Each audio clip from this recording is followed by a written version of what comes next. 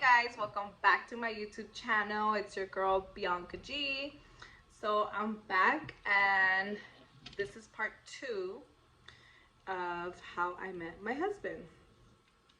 So part 1 wasn't enough because it's a really long story.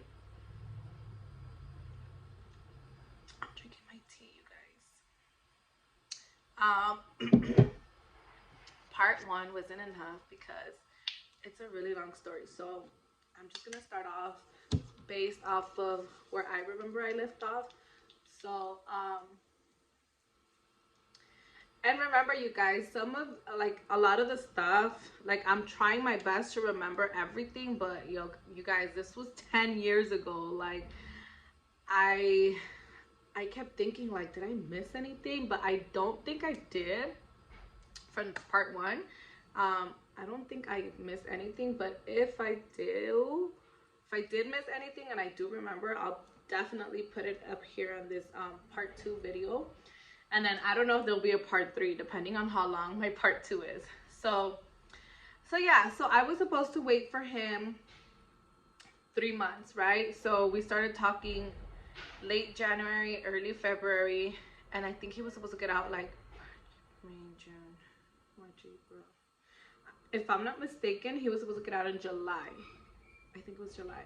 Yeah, so then so I'm over here all excited, right? Like, I'm getting ready because remember, in my head, like in my little right here cuckoo, like I thought he was getting out, and it was just like 2 months that I had to wait. And remind you guys, like, I had never ever gone through this, so like I really thought like 3 months are gonna pass, he's gonna be home, and that's it, you know, guys. Those 3 months turned into so we started talking early 2013, almost 3 years. Yeah, they almost turned into 3 years. That 3-month wait turned into 3 years almost. Because I thought he was coming home. So I originally thought he was coming home 2013, half mark, like July, right? No, he came home 2015.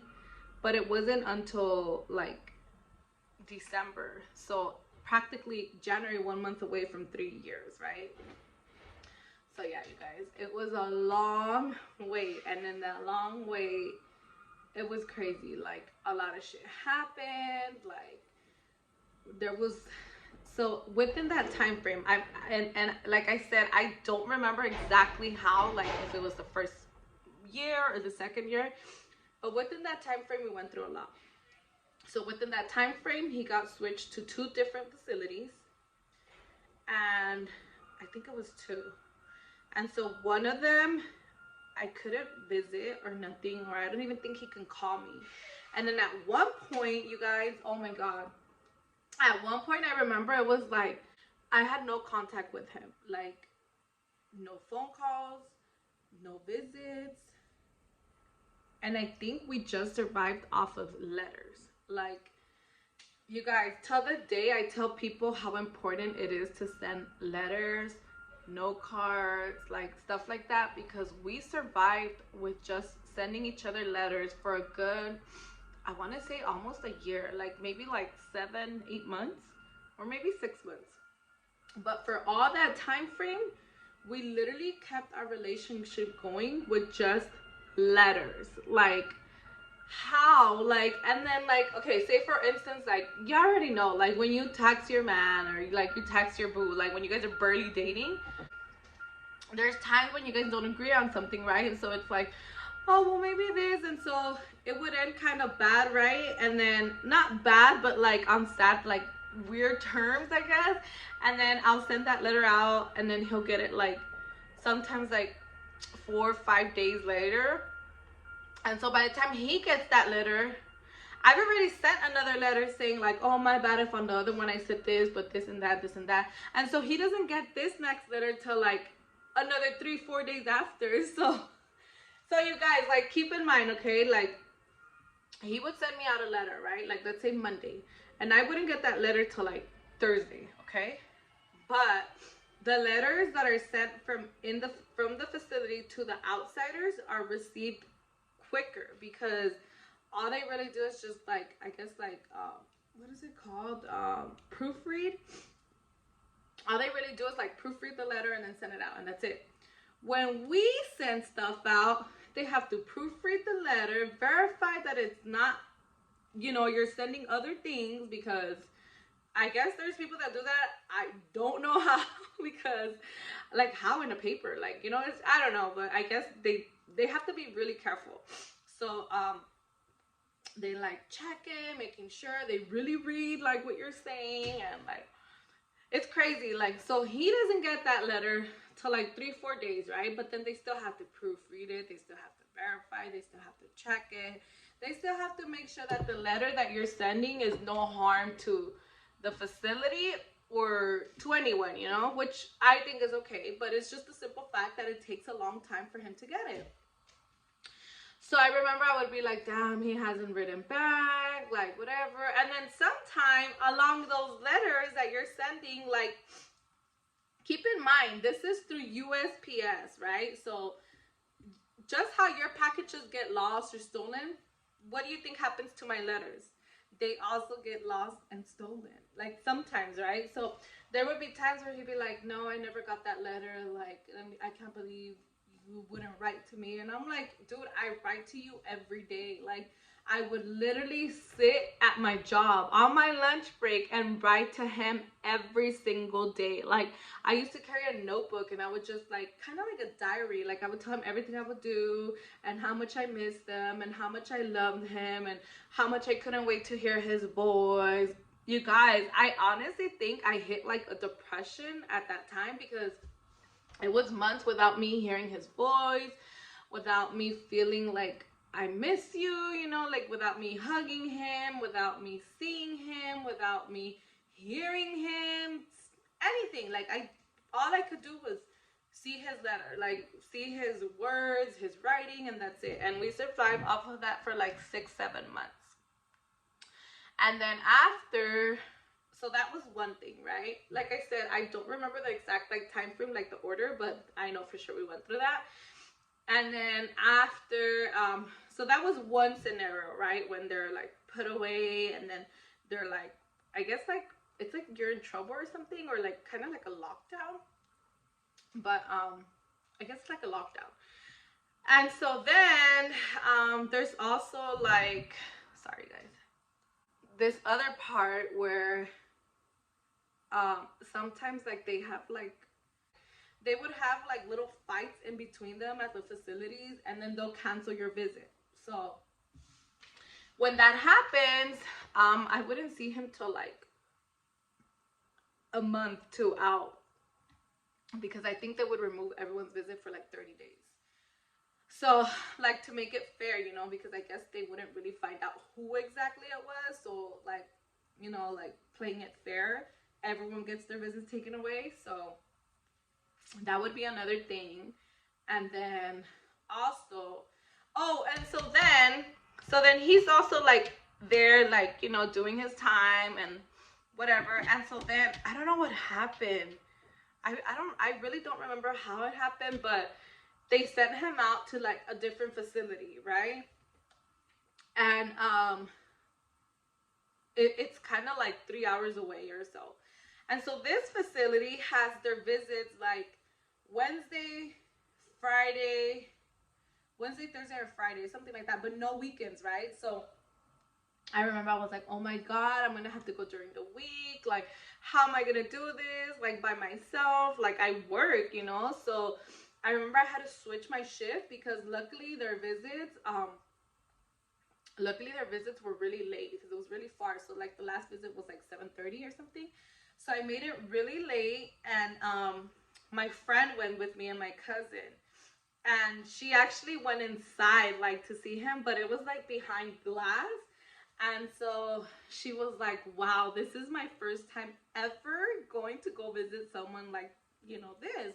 And I was like, thank you, you know, for coming with me, because it was very, very far.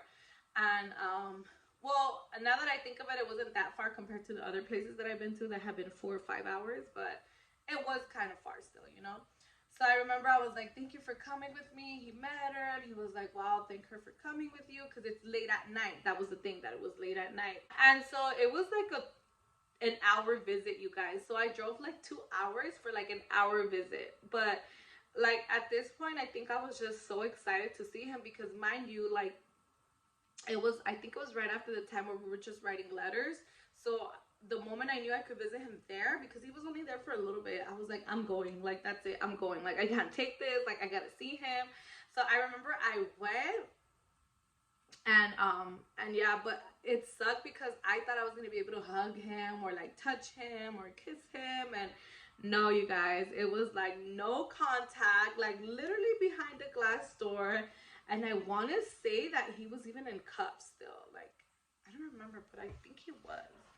But yeah, like it was just like so quick, like boom boom boom, get out type of thing. But you know, sometimes even that, like people take that for granted and I don't, because I've been through so much where I'm like, dude, like even just seeing you is enough for me. Like, but yeah, that was another time. And then what else? And so then within all that 3 year time frame, um what happened, my nephew was born. um my brother was on his second baby. Like, yo, it's crazy. Like, now that I think of it, like, we've been through a lot because I remember all the things that happened while he was in there. And then I was just like with someone that was put away, you know, like, and I remember going to like events or things like that. And I remember everyone, like, at this point, like, all my cousins, they had their mans and, like, you know, we're getting older and they start getting pregnant. And I'm there, like, damn, like, I'm just waiting for my husband, you know, like, well, at the time my boyfriend. And even at one point, you guys, like I remember he had told me like, do you want to get married here? And I was like, what? Like, I'm like, my family can't come. Like, and he was like, well, it'll just be intimate, like just us and then like maybe your mom and my mom. And I was like, but I was like, I mean, I would love to, but you know, I would want like my little wedding still, you know. And so he was like, all right. And I think we were like going on and off about it for like a couple of months, and then finally, like, we got the news that he was gonna get out soon. And so we just decided to wait. And then yeah, I don't know, it was crazy. But oh, let me tell you guys about like the experience, like when you go eat, or like when you go eat at facilities like that. Sorry guys, I have allergies and the ditch is right here, like here. um So when you go, so when I would go visit him, you need to take, first of all, you got to take a bunch of dollar bills. So it's like you're going to a strip club. You got to take a bunch of dollar bills. You can take dollar bills and quarters, and everything has to be like in, I'm trying to see if I have something, but I don't. Oh, well, I guess this is kind of good enough. Everything has to be like this. Obviously not with nothing, but like, obviously no names, but like in a clear bag, like this, right? So all you could take is like a Ziploc, or I used to always just take my money in a Ziploc, and then your ID, and that's all you need. All you had to take was that, and so I would take a bunch of dollars, I would take a bunch of quarters, and then my ID, and that was it. That's all you could take. And so I remember going in there, like it was always like a worrisome type of thing, because it was always like, oh my god, they're gonna tell me something like based off of my shirt. They're gonna tell me that my pants are too tight. Like, my biggest worry was my pants being too tight, because I have hips and I have a butt. So I would always be like, damn, they're gonna tell me something. And then you guys, like, I would see other girls and they would be looking like their booties were almost out and no one would tell them anything. And I'd be like, how come they don't get told anything? And I'm over here like just trying to look decent, you know, and then they're like, no, you gotta go change. No, you gotta go change, you know, like, I mean, honestly, I think they only told me to change like twice in the whole like 3 years, but still, like, you guys, you don't understand how bad it is when they tell you like you gotta go change. First of all these places are in like the desert. Like, You guys, it's not 101, it's not 102, it's not 103. Like, the temperatures out there are like 117, 121. Like, humidity 100%. Like, oh my god. So, mind you, the parking lots are not, remember how I told you guys in the first part that the parking lot was really close to the visit? Well, not all of them were like that. I honestly think that was the only one that was like that, because all the other ones, the parking lot was like a good, I want to say a good, maybe like a 7-minute walk. Yeah, I don't want to say 10, maybe like a good 7-minute walk.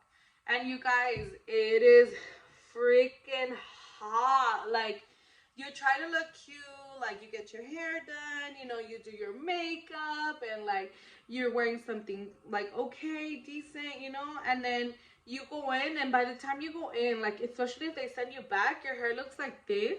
See how mine is not straight right now? It's just like whatever. Your hair looks like this, okay? And then your makeup looks all like washed off, or like sweaty, or like cakey because it's so hot. Like, oh, and so you're going in there and you're like, I swear, this is how I would feel. Like, when I would go into a visit, I would feel like I would go in like this. Like this. Hi. Like, what the fuck? Like, did you not comb your hair? Did you not know you were going to come and visit me? Like, hello? Yes, I did, but I went through so much before I got here, you know? Like, yeah, you guys, like, it's bad. Like, I remember I used to get so mad. Like, hopefully they don't send me back, because, oh, and then you gotta change in the car, right? So I would always take extra clothes just in case. So I'm changing in the car. It's freaking, I don't know how hot already. And so you're changing and you're all sweaty. Like, you know, when you're like changing and your butt's already all sticky from like the sweat, like all that moist. And then like you're taking off your pants and they're already all sticky. Like, you're just like, oh, like, take this off, you know, like.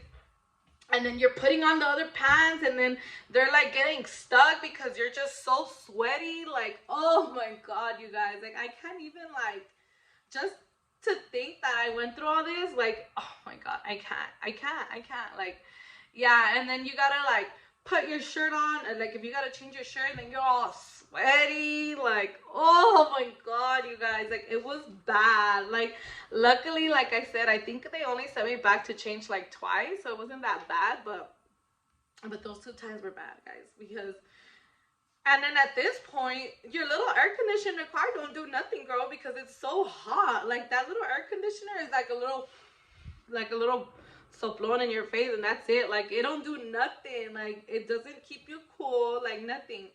And so then you go into the facility, right? They verify your little dollar bills, they verify your little quarters, and then they verify to make sure that the dollars are clean, and obviously, you know, like, whatever, security, whatever.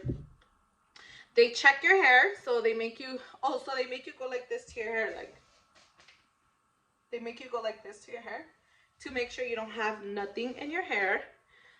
If you have a weave, it can't have no metal or any type of thing that's gonna be. They make you take off your shoes. Oh my god, that part. They make you take off your shoes, and then they make you walk, like when you're passing the metal detector, they make you walk without your shoes. So they give you like a little basket, right? You put all your belongings there, like your shoes, your little bag, your clear bag with your money and your ID. And then if you have earrings, any jewelry, you put it in there, right?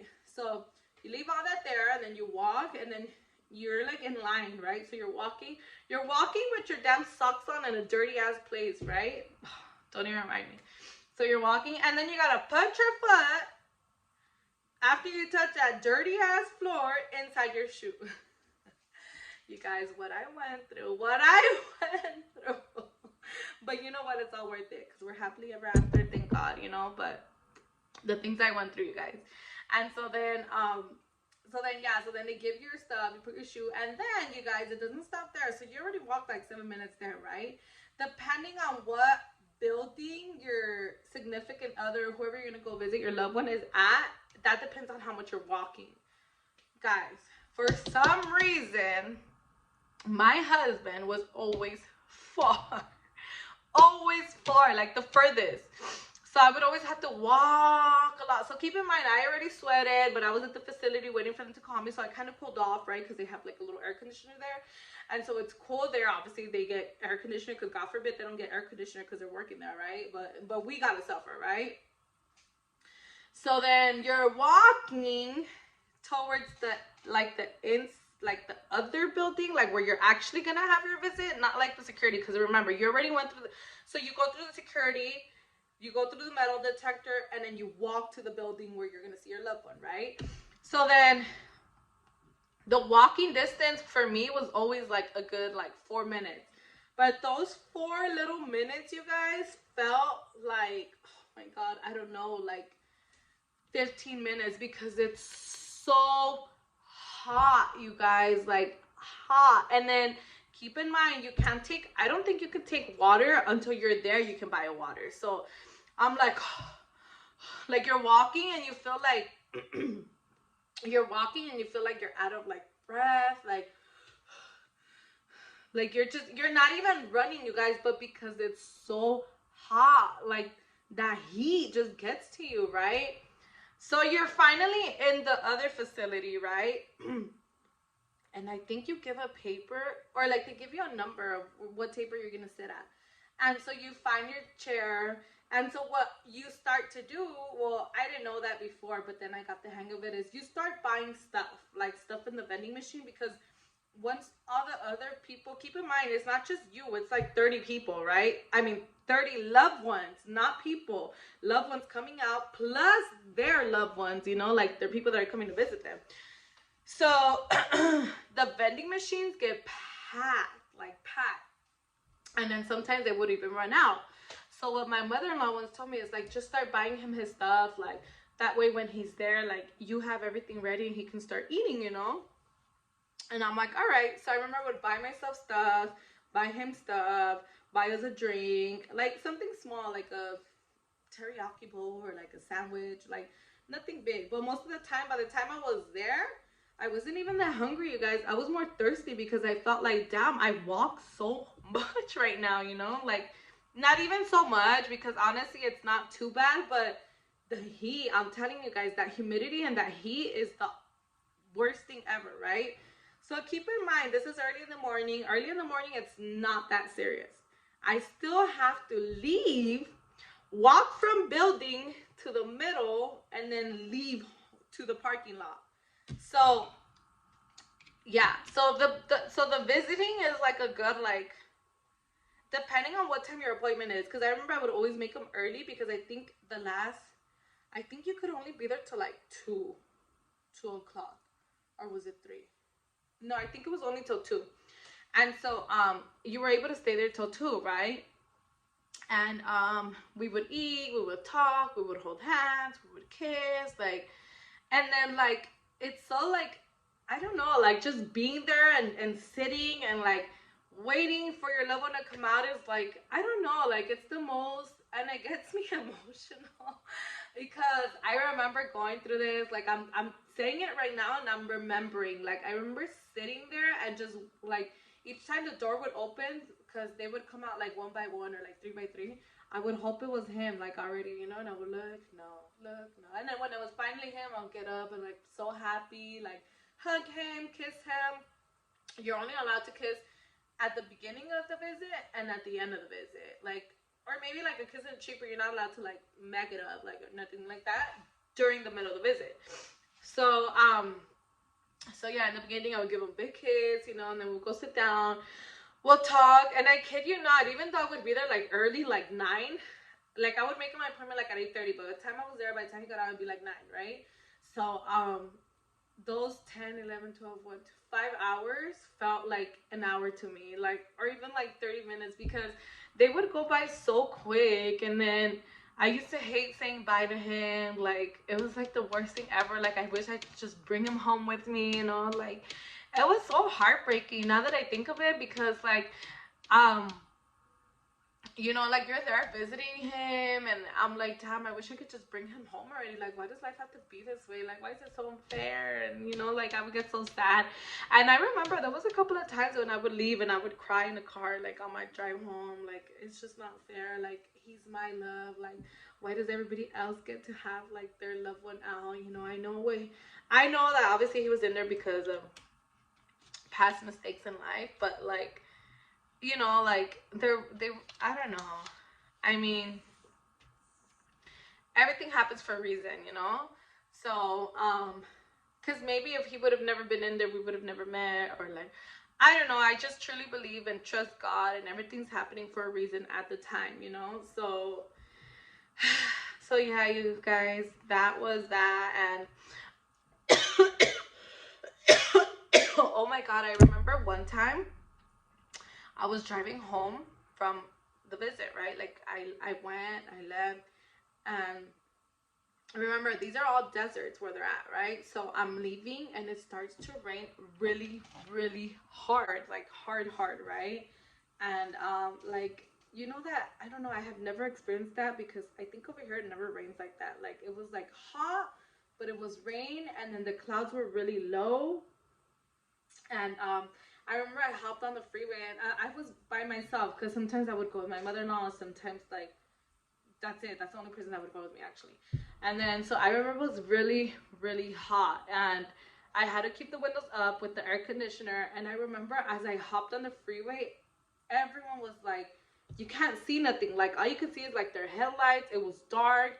The clouds were really, really low. Like, they were like on your car type of thing. And I remember I panicked, like, oh my God, I can't see nothing. Like, all I saw was like a big trailer. Like, and so I was like, I'm just gonna go in back of him. I know they say like it's not safe to be in back of them because you never know, like they fall asleep or anything. But that's all I could see, like his life. So I'm following this trailer, and I'm like, oh my God, God, please be with me. Like, I'm so scared. Like, just please help me get home safe, you know? And I remember like being here, and I remember my husband, well, boyfriend at the time, he called me, and he's like, hey, are you okay? Because I just saw like severe weather. And I was like, yeah. I was like, you know what? I'm like stuck. Like, I don't know what to do, and I'm panicking. I'm getting really bad anxiety. And he was like, just relax. He's like, just, you know, try to, if you need to pull over, just pull over. And I'm like, no, I just want to it's just a little storm. Like, they say, like, once you go further, like, it's nothing like this, right? So thank God he was on the phone with me for a couple of minutes, because then he had to go. Because keep in mind, too, you guys, like, they can't be on the phone like 24/7. Well, back then, I don't know about now, it was just like for a couple of minutes, and you had to sign up for the phone, and whenever it was your turn, and you have to respect that, right?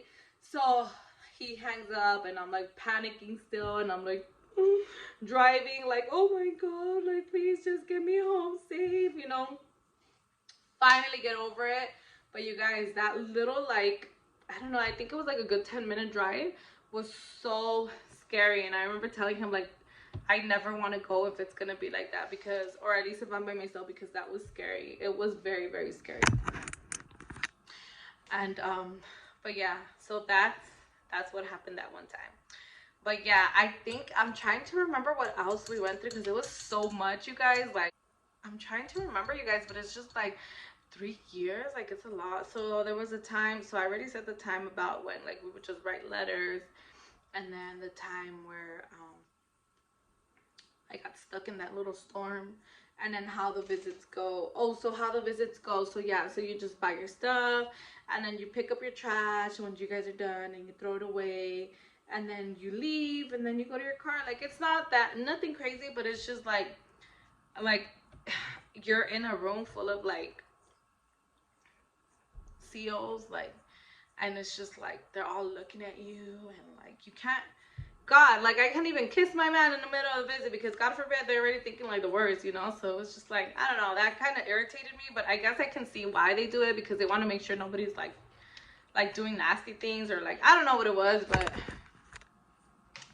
yeah, I mean, I guess I can see why, so I respect it. But it used to annoy me, because I'd be like, damn, I just want to kiss my man, like, fuck. I gotta ask to kiss him, like, and then not even my mom, like, I have to ask like a CEO, like, can I kiss him, like, you know, like, that's how I felt. Not that you had to, but that's how I felt. But yeah, and then when he came home, I remember I was like, oh my God, I couldn't sleep. I couldn't sleep.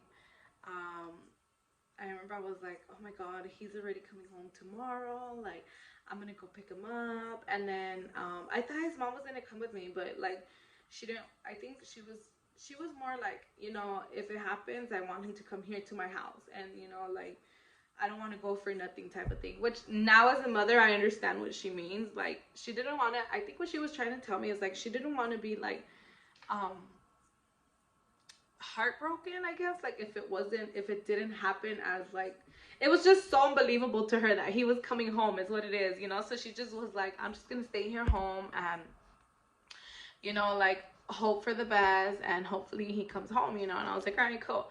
So I go and I pick him up, and I remember I couldn't even sleep, you guys, and I was like, oh my god, like he's coming home, like it just feels so unreal.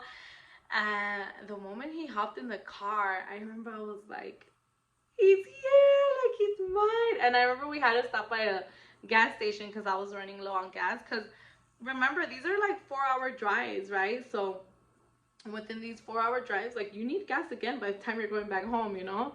So I remember we pulled over a gas station and we took our first picture. If I can find it, I'll insert it here. But that was our first picture. And I remember I sent it. I think I put because back then like Snapchat was a thing, right? So I posted it on my Snapchat and everyone was like, oh my god, he's coming already, like oh my god, he's out. Like I even got like friend requests from like his friends, like I didn't even know who they were, and he was like, oh, that's my friend is. And I'm like, oh, okay, cool. Like, you know, he was put away for a long time, so I get it. Everyone was like, oh my god, he's coming home, you know. And so yeah, and so on the drive home, I remember he was just like staring out the window at everything. Like he was just so amazed. Like, and I'm like, dude, this guy hasn't seen like sunlight in years. Like, you know, like not this type of sunlight, like the freedom type of sunlight, you know. And I was like tripping out, like, damn, like imagine like what he was thinking. Like who knows, he probably even had anxiety, because like imagine being put away for so long and then coming out and just everything was different. Like when he went in, there was no Instagram, there was no Snapchat. Like he had no idea what that was. Like I don't even think he knew how to use like a smartphone, like an iPhone. Um, yeah, and I remember I was like tripping out, like oh my god, like everything is so new to him. Like this is it for him. Like this is all he ever wished for, was to be home, you know, be out of that nasty place. And thank God it happened, you know.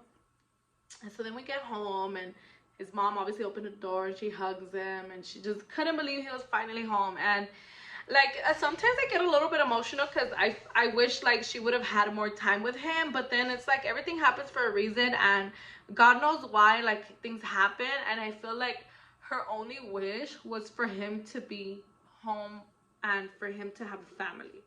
And I feel like he's doing that. Like, and I tell him all the time, because I'm like, I know like your mom's not here with us. Oh my god, you guys, I'm getting too emotional. Hold on. So I tell him all the time, like, I know your mom's not here physically with us, but I know she's like so proud of you, because like that's all she ever wanted, was for you to be home, for you to have your family, your wife and your kids. Like this is everything she ever wanted. And if a mom would take that sacrifice over her life, I know I would. I know I would. Damn right. Like if somebody tells me like you have to give up your life, like in order for your kids to live good, like I would in a heartbeat, you guys. So like, now I'm not saying that's what happened, but like I know that as long as her kids are fine, which I'm sure all her kids are okay, like they were all doing good. And I'm so glad that like he's gone through a lot and he's came a long way. And you know, like I know she sees it from up above, you know. I know she sees it, and I know she's proud, and I know it. Like I can see her big smile, like that's my son, you know. Like, so I'm glad, because like no matter all the things that we went through, everything that happened in between, like we're here now, and we're here, and we're living, and we're thriving, and we're succeeding. And again, like I said in the part one, like everything that we put out, like everything that we said would happen is happening, and there's still a lot more that we're waiting for it to happen, you know. So like we just honestly, like we feel so blessed that we're here, and we we have our kids, and you know, we have a place to call home, you know. Like um And yeah, we still have a lot more to grow, and I think, you know, within time everything will fall into place, you know, like as far as like other things that we still want and, you know, are currently pending, but I know they'll happen. You know, you gotta stay positive, and it goes for anyone. Like, even no matter what you're going through, just know, like, even though you might, like, even people that are going through like their darkest times right now, like, there's light at the end of the tunnel. Like, trust me, there's light. Because I remember, like, years ago, 10 years ago, sitting there like crying, like, when am I gonna be happy? When am I gonna be with him? When am I gonna get to like have my own family? And like, look at me now, 10 years later. So like, just know, like, sometimes patience is really a virtue. Like, patience is a virtue. Like, that saying is so 100,000% true. Because like, you really have to be patient. Like, and you know, like I said, we still have a lot more to go, and I'm still being patient, but definitely patience is key, you guys. But yeah, that's pretty much all. Not as much as I wanted to, because I felt like everything else is just so like special to me. Like, which I pretty much said it all. But obviously there was other things like like every time my husband would call, it was like I had to pay, like, for $5 it would get you like 15 minutes. So 3 15-minute phone calls, right? And so then, like, it was hard. Like, sometimes I didn't have those $5. Or like, I remember I used to have to put $5. I would put $20 and it would last me, like, depending on how many times he would call, it would last me like 3 5 days maybe. But then there was times where he was able to go on the phone a lot, and so then it would only last me like a day or 2 days. But yeah, like, I mean, those were obstacles that, you know, at the time I was young, I really didn't have a lot of bills. But yeah, so that's pretty much it, you guys. I do want to thank you guys for watching. I know it's like very anticipated when you're waiting for another video to come out. I just couldn't figure out like um when to record my next one, but I hope you guys enjoy it. Let me know what else you guys want to know. Like, maybe there's questions, because I feel like sometimes I forget. Like, I know, like, I had thought about a lot of things, and then when I record, I was like, oh my god, I should have written this down when I was thinking about it, because now I forgot. But if you guys want to know anything, just comment down below. I'll answer it. You know, like, I think for the most part I said everything. Obviously just not like, I don't know. I think I did say everything, you guys, to be honest. So everything that at least I can remember for now. But maybe there's things that I did forget, you know. But yeah, so just thank you guys so much for watching. Make sure to subscribe to my channel. Make sure you hit that like button. Make sure you share my channel. And I'll see you guys on the next one. Also, give me ideas down below on what I should be recording next. I don't know what to record next. So yeah, give me ideas, and I'll see you guys on the next one. Bye.